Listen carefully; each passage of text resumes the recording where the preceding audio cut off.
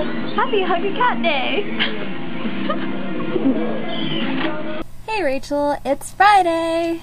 So that was a pretty creative punishment. And I'm very glad that you gave me 2 weeks to do it in, because if you hadn't, then it probably wouldn't be done. It's a very large task, and I don't like Shakespeare at all.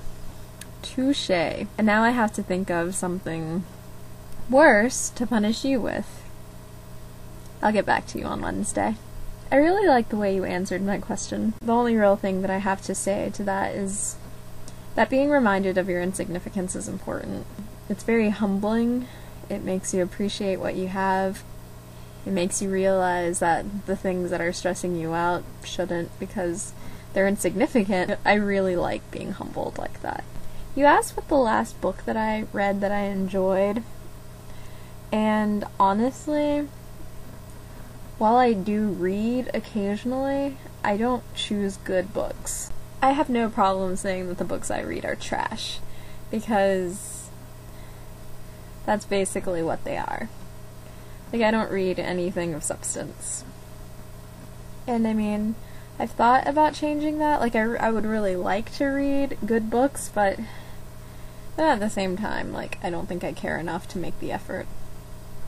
I'll read what interests me at the moment. And right now, I'm interested in biographies and autobiographies, preferably of rock stars. So, a book that I read recently that I really enjoyed was The Dirt by Motley Crue. I thought it was really well written, as well written as you can get when you're Nikki Sixx and Tommy Lee, but I thought it was entertaining. I didn't feel like they were just like whining about their drug addiction, like a lot of the other rock star autobiographies I've read have been like scar tissue. Like, I don't have a good book that I've read that has changed my life and that I want other people to read. Those just aren't really the books that I tend to read. I know, I'm so shallow. When I was younger, I read books like that, I think. A lot of the books that changed me the most were books that I read when I was, like, in elementary school.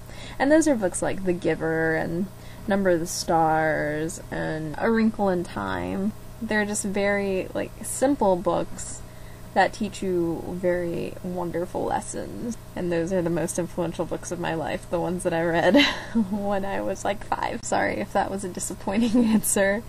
I'll get back to you when I've actually read some decent literature. Like, I don't want to be like, oh, The Da Vinci Code or The Birth of Venus. I mean, I like historical fiction, especially when they have something to do with either religion or art. They didn't really teach me anything. They were just a good read, like a good afternoon read. My question for you is, what movie have you found yourself being able to watch over and over again without ever getting tired of? Is it really soft? Yeah, really. Oh my gosh.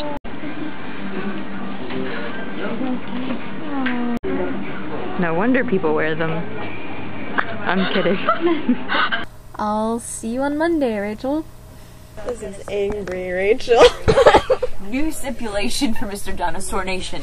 On punishment days, when you're late and you get punished yourself, you have to kick Mary on camera.